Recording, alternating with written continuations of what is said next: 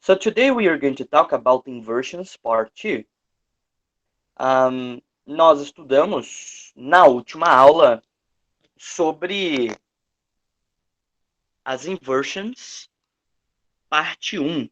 E nós vimos que a inversion, a primeira parte do que nós estudamos, é uma inversão das orações. Nós invertemos a oração principal com a oração adverbial, que é a oração subordinada. Ela vai para o início, começando com a expressão adverbial limitante, os limiting adverbials que nós estudamos. Apenas quando, apenas por, não até que algo aconteça, não antes de algo acontecer. Então, essas expressões que nós utilizamos, tem uma lista, né, de 5, 6 expressões que nós vimos, são colocadas no início da oração adverbial, e a oração adverbial vai para o começo. A gente inverte a oração adverbial com a oração principal. Tem uma questão também, na oração principal a gente inverte a posição do auxiliar com o sujeito. Então, assim, na primeira parte nós vimos vários detalhes necessários para que enfatizássemos uma oração em específico, né? Especificamente uma oração. Agora, na segunda parte das inversions, nós vamos enfatizar uma ideia dentro de uma sentença, não uma oração especificamente, mas a ideia dentro da oração. Nós não vamos inverter orações, nós vamos inverter as ideias aqui, tá? Então, vocês vão perceber que em todos esses exemplos eu tenho apenas uma sentença. Vejam aí, ó. Never has Lisa seen rain like this. Seldom did they refer to the country. Rarely is such a bargain. Nós vemos aí, ó. Só temos uma sentença em cada caso. E no início nós temos um advérbio de frequência, os chamados frequency adverbs, que eu vou colocar a listinha aqui do lado para vocês. Advérbios de frequência. Talvez vocês não se lembrem de todos. Eu vou colocar pelo menos alguns aqui. Tá? Always.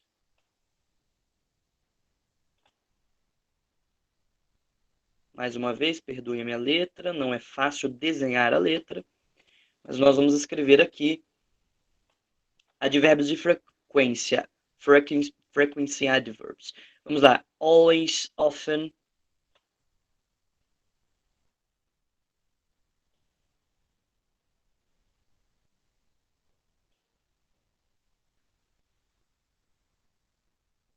Usually. Usually.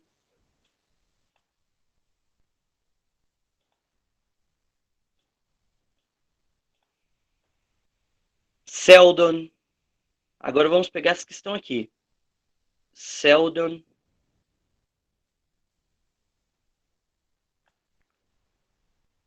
Aí nós temos também rarely, que na verdade tem um significado bem parecido com seldom, raramente. Rarely. Professor, qual a página mesmo? Rarely. Professor. 76. Valeu. E never.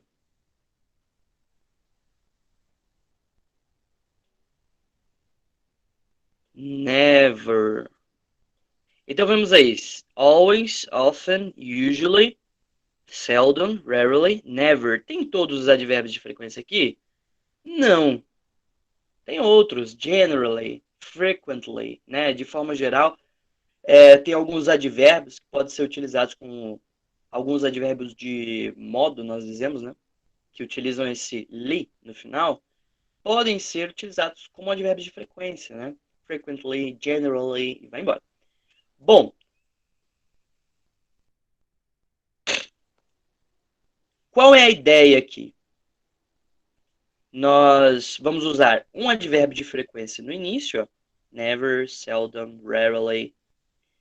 enfatizando a frequência com que uma ação acontece. E enfatizando essa ação, nós colocamos em estrutura de pergunta. Nós vemos aqui, ó, structure similar to a question. Uma estrutura similar, parecida com a de uma pergunta, onde nós usamos o verbo auxiliar antes, o sujeito, o verbo, o complemento. Vou dar aqui um exemplo para vocês de frase na forma normal, né, correta. E depois nós vamos ver aqui embaixo, vou escrever para vocês a inversion dessa mesma frase. Ó, os alunos, vamos colocar aqui, os alunos, anotem aí também no material de vocês.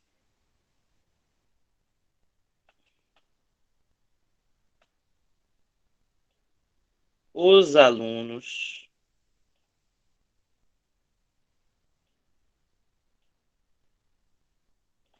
don't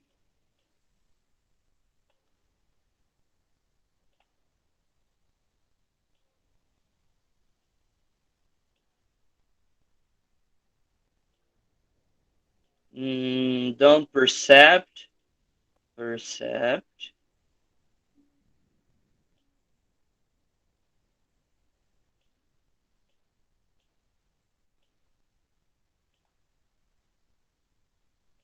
the details. Bom, alguns já conseguiram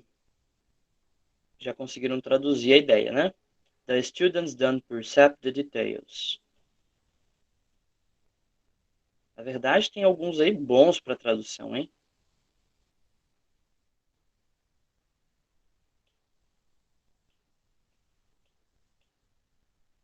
JP?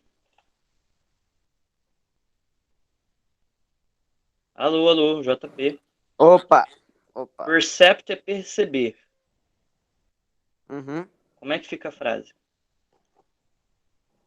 The students don't perceive the Os details. estudantes não perceberam os detalhes. Isso, não percebem. Presente. Muito bem. É, Os alunos não percebem os detalhes. Será que os alunos não percebem os detalhes? Bom, essa frase está no Simple Present. Está no Simple Present. Como eu sei que está no Simple Present? Por causa do don't ali. Está gritando. Sou Simple Present, olhe para mim. Está ali na frase, estou vendo o auxiliar. Está muito fácil.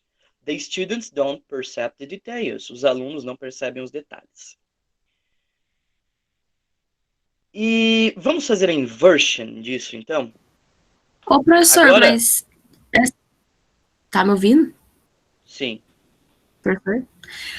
Então, tipo, quando, por exemplo, fala... vou dar um exemplo. Ela fez isso ontem, aí a pessoa responde no, she don't. Tá errado, né? Então, porque é só no Tá simple errado. present.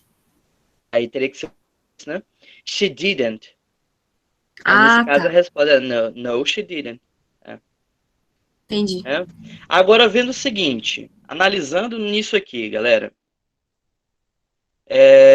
Eu tenho uma frase aqui normal, the students don't perceive the details. Vamos fazer a inversion. Primeira coisa, colocando o advérbio de frequência. Nessa frase, os alunos não percebem os detalhes. Como eu enfatizo usando advérbios de frequências? Sempre, frequentemente, geralmente, raramente, nunca. Vou colocar aqui, por exemplo, ó. Rarely. Olha como que vai ficar a frase, hein?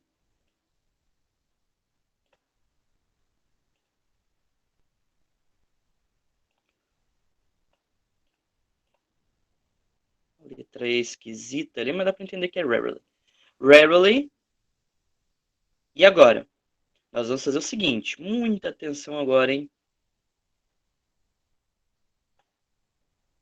Olha ali a estrutura da inversion. Auxiliar, sujeito, verbo, complemento. Auxiliar. Bom, estrutura de pergunta. Vocês lembram quais eram os auxiliares do Simple Present para pergunta? Do e does. Então aqui vem um do. Rarely, do. Por que eu uso do? Porque eu estou falando os alunos, estou falando deles, they. Do the students? Rarely do the students.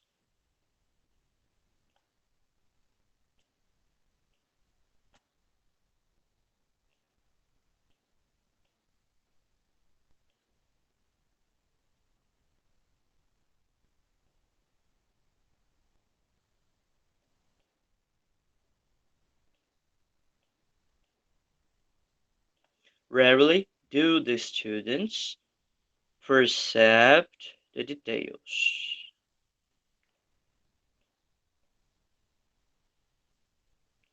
Vamos ver o seguinte aqui agora.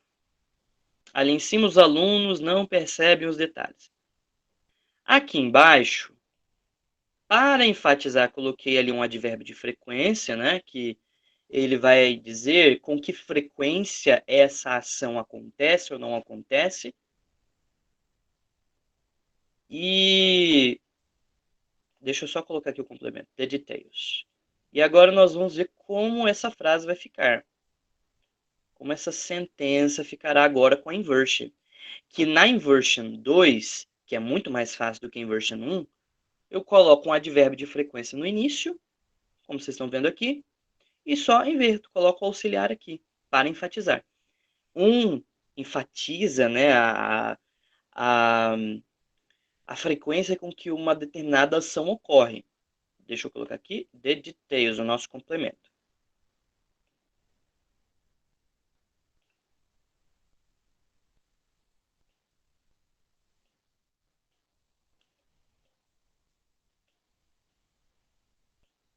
The details. Vamos lá. Os alunos não percebem os detalhes. Raramente percebem os alunos os detalhes. Aí eu poderia colocar um outro complemento aqui. Ó. Raramente percebem os alunos os detalhes de uma prova. Já dá para entender de início que não é uma linguagem que usamos coloquialmente, numa conversa entre amigos, né? Sei lá, você está escrevendo uma mensagem de texto em algum aplicativo, alguma rede social, não é uma linguagem para esses casos, né? É uma linguagem que enfatiza a ação, trazendo ela para o início.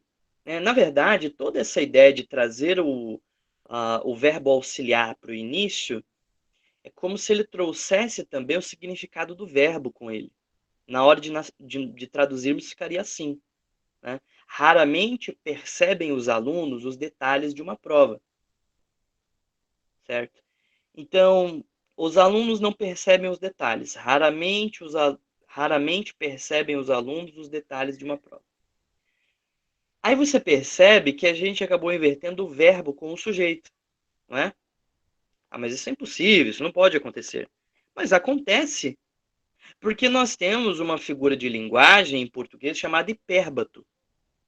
Talvez vocês lembrem melhor da hipérbole, né? Os exageros e tudo mais. Mas tem o hipérbato também, que às vezes a gente não ouve com muita frequência, mas é uma figura de linguagem da língua portuguesa em que justamente nós invertemos o verbo com o sujeito ou o predicado com o sujeito. Você entendeu? Por exemplo, tem um personagem que usava muito hipérbato, né? Era o Mestre Yoda, sabe? Personagem lá de Star Wars, o Guerreiro Jedi, verdinho, baixinho, o Alien. Então, ele fazia essa inversão também do verbo, né, com o sujeito. Já tem uma frase muito famosa que ele diz assim, em O Império Contra-Ataque, eu acredito, ele diz, muito a aprender você ainda tem. Ao invés de ele dizer, você ainda tem muito a aprender. Muito a aprender você ainda tem. Isso é uma inversion. Né? De certa forma, nós estamos invertendo o predicado ou o verbo com o sujeito. Né? E aí eu lembro da minha professora, né? Explicando hipérbato para gente, assim como as professoras de português que vocês tiveram também. Sempre lembrar, né? E aí eu lembro da minha professora falando, muito traiçoeira essa tal de gramática é. Muito traiçoeira essa tal de gramática é. Percebe? Eu não estou dizendo, essa tal de gramática é muito traiçoeira. Ó, o predicado veio para o início. Muito traiçoeira essa tal de gramática é. Então, na língua portuguesa, a gente tem algo parecido, que é o hipérbato. E tem muitos textos, né? Se eu fosse pegar, por exemplo, Castro Alves escreveu assim: os bons vi sempre passar, os maus vi sempre nadar. Né? Então, ele não diz sempre vi os maus nadarem, sempre vi os bons passarem. Ele inverte. Ó. Os bons vi sempre passar. Tá vendo? O passar tá lá no final. Os bons veio antes do verbo. Os bons vi sempre. Passar. Ó, os bons está vindo antes do passar. Então, pode ocorrer essa troca, né? Da posição do predicado, da posição do verbo. Temos isso em língua portuguesa, chamamos de hipérbato. Isso existe em inglês, nós chamamos de inversions, né?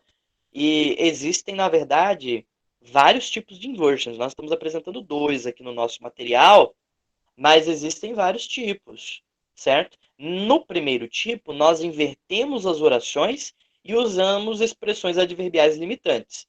Nesse segundo tipo, nós usamos advérbios de frequência no início para demonstrar e enfatizar a frequência com que, com a qual uma determinada ação ocorre. E aí, nesse caso, o verbo auxiliar vem no início. E é como se ele trouxesse consigo o sentido do verbo também. Os alunos não percebem os detalhes.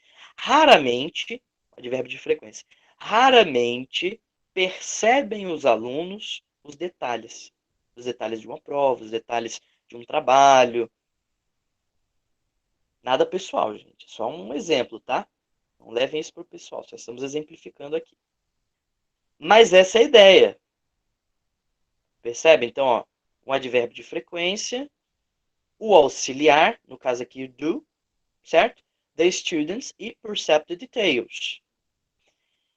E aí uma coisa interessante que nós podemos notar aqui, além disso, são os verbos am, is e are, que são verbos de ligação, chamados também de linking verbs, né? São os verbos ser e estar, muito úteis. Né? Por que são muito úteis? Porque são os únicos verbos que, ao mesmo tempo, podem ser o verbo principal da frase e, ao mesmo tempo, podem ser o verbo auxiliar da frase. Por isso são tão especiais. Né? Na verdade, nem o verbo modal pode cumprir o papel desses 3 verbos, am, is e are. Ou passado e futuro deles, né? Was e were, e o futuro will be. Porque ao mesmo tempo que ele é o verbo principal da frase, ao mesmo tempo ele pode ser também o auxiliar interrogativo, ele pode ser o auxiliar negativo. Olha, por exemplo, aqui. Is sushi a bargain? Olha ali, ó. Raramente é o sushi uma barganha. Perceba o seguinte, am, is ou are, novamente, podem ser o verbo principal e o auxiliar ao mesmo tempo. Aí você vai dizer assim, mas o verbo modal também faz isso, teacher. Vai dizer que não. Não, não faz. É um verbo também. Ele tem o seu significado dentro da sentença. Diferente dos outros auxiliares, né? Do, does, did, né? Que não atribuem um sentido. Mas, ainda assim, o verbo modal não é o verbo principal da frase. Quando você pergunta assim, can you help me? Qual é o verbo principal da frase? O help. Você pode me ajudar? Percebe? O can está sendo usado como auxiliar, mas ele não é o verbo principal. Na verdade, ele sempre virá acompanhado de algum verbo. Eu posso fazer isso. Eu não posso fazer isso. A não ser que você faça algo reduzido, uma oração reduzida, né? Mas, em condições normais, os verbos modais não são o verbo principal da frase. Agora, am, is e are, sim. Podem servir como verbo principal e como auxiliar, e em muitos casos ao mesmo tempo. E ainda significam duas coisas diferentes, né? Mas claro, né, não existe motivo para gastarmos décadas estudando o mesmo assunto. Temos outras coisas mais interessantes para estudar. Então, se você tem ele dentro de uma frase, como ele é o verbo principal e também serve como auxiliar, você justamente só faz uma troca. Né? Sushi is a bargain. Colocou rarely, o is vai para o início. Simples assim. Então, nem temos essa troca, né, de identificar, olha, peraí, don't é do simple present. Qual é o auxiliar do simple present para perguntas? Do e does. Ah, os alunos. Estou me referindo a they. Então eu vou ter que colocar do no início. Não é essa a ideia? Então não preciso com esses verbos, né? Eles têm algo de especial. Temos um texto aqui, né, falando sobre a mídia social, que ocupa o lugar dos jornais hoje, que na verdade a mídia hoje, social, redes sociais, etc., ocupam o lugar dos meios de informação, tem caminhado cada vez mais para esse propósito, né? Servirem como ferramenta de informação. Letra C. Because of social media, we never need to visit a newspaper homepage to read the news. Por causa das mídias sociais, nós nunca precisamos visitar a página principal de um jornal para ler as notícias. Because of social media, agora vamos colocar com a inversion. Olha que interessante. O social media já está aqui em cima. Né? Eles nem deixam margem para que a gente escreva aqui embaixo, justamente para não dar a impressão para você de que a inversion tem alguma coisa a ver com a outra oração. Ela não tem nada a ver com a outra oração. Né? A inversion vai acontecer no núcleo dessa oração aqui. We never need to visit a newspaper homepage to read the news. Vamos lá. Never no início. E aí vem quem aqui? Do we need to visit a newspaper homepage to read the news. Ok, da onde eu tirei esse do? Ele está aqui em cima? Hã? Ele está aqui? Não. Como eu sei que é do? Como eu sei que é do? Porque, olha só, a estrutura ali está utilizando sujeito e a gente pode desconsiderar o never. Need. Sujeito e need, né? Sujeito e verbo. Ó, we, vou escrever aqui para compreensão ficar melhor. We need. Como eu identifico um tempo verbal? Diferente do que vocês aprenderam em português, em inglês a gente não começa perguntando ao verbo. Porque se a gente for perguntar para o verbo, a gente está enrolado. Ah, como assim, professor? Lembra lá dos verbos irregulares? O verbo read, o verbo cut, o verbo put são a mesma coisa no presente, no simple past, no particípio. Então, se você for perguntar para o verbo, não vai funcionar, não vai dar certo. Certo? Como nós vamos entender o tempo verbal de uma sentença? Simples observação. Veja bem. Vamos lá. We need. Tem ing? Não tem ing. E nenhum auxiliar com ing aqui. Só com isso, a gente elimina 6 tempos verbais dos 12. Por quê? Porque 3 são contínuos. Past continuous, present continuous, future continuous. Aí tem o past perfect continuous, present perfect continuous, future perfect continuous, sabe? São 6 tempos verbais que usam o IE, ou no próprio verbo, ou um auxiliar aqui com ING. Não tem ING, você já eliminou 6 diferentes. Beleza. Então sobra agora os simples e os perfeitos. Os tem have ou has, ou o passado do verbo have, que é had, ou o futuro, que é will have. Pergunta: você está vendo algum deles aí? O had, o have, o has, will have. Então, naturalmente, você já eliminou os 3 perfeitos. Sobra os 3 simples. Aí você olha para essa frase, você está vendo will ou going to? Não. Então você já eliminou o simple future. De 12 tempos verbais, em menos de 1 minuto a gente já reduziu para 2. Simple past ou simple future? Vamos refletir um pouquinho. Simple past, simple present, né? Simple past, simple present. Simple past, simple present. Quem é? Se fosse simple past, teria ali no fim um ed. Ou, se o verbo fosse irregular, sofreria uma alteração. Qual é o único em que eu utilizo apenas sujeito e verbo? Sem nenhum sufixo no final. Simple present. O único. Todos os outros, ou eu vou usar um sufixo no fim, ou eu vou usar um auxiliar entre o sujeito e o verbo. Certo? Então, claro, né? Tem a conjugação, o recheio de forma afirmativa. Tem um Szinho, lembra? Que a gente coloca um Szinho quando é recheio. Mas fora isso, é sujeito e verbo. A estrutura básica é essa. Bom, então, agora eu sei que é simple present. E na minha opinião é um dos mais difíceis de identificar justamente por causa disso, né? Porque você não vê os auxiliares.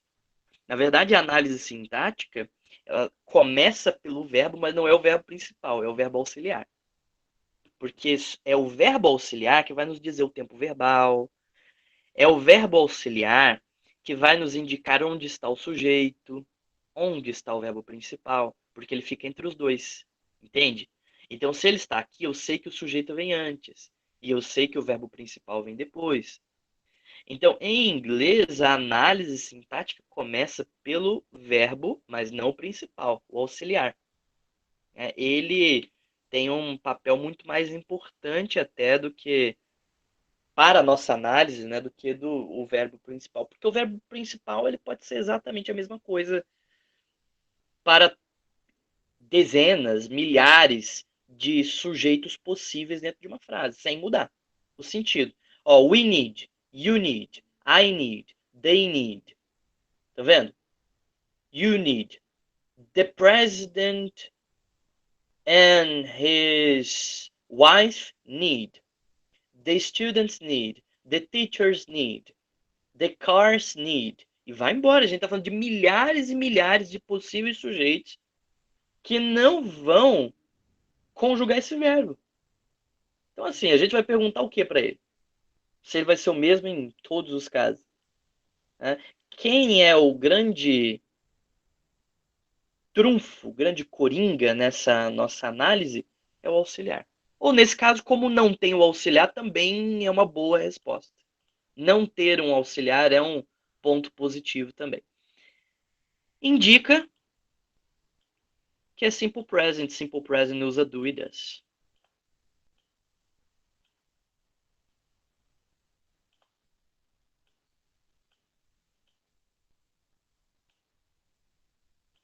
Ok? Por isso eu coloquei aqui, ó, do we. Never do we need to visit a newspaper homepage to read the news. Nunca precisamos nós visitar a página principal de um jornal para ler as notícias. Linguagem diferente, não é? Mas que pode ser muito útil na escrita, para enfatizar uma ideia. Aí nós dividimos o conhecimento primário de escrita, né, de uma escrita mais elaborada, mais avançada. Existem pessoas que começam a escrever ou falar inglês e mal conseguem acertar nas conjunções, encontrar conectivos. Como, por exemplo, os transition words que nós temos estudado. E a maioria das pessoas que começam a falar inglês e lá com a sua dificuldade, constroem muitas e muitas frases nos tempos verbais simples, simple past, simple present, simple future, né? Que é uma saída, mas não resolve todos os problemas, né? E não passa todos os sentidos. Certo? Então essa é a ideia. Eu acredito que ficou claro para vocês. Nós vamos aprimorando essas ideias com o passar das próximas aulas e resolvendo mais exercícios sobre isso.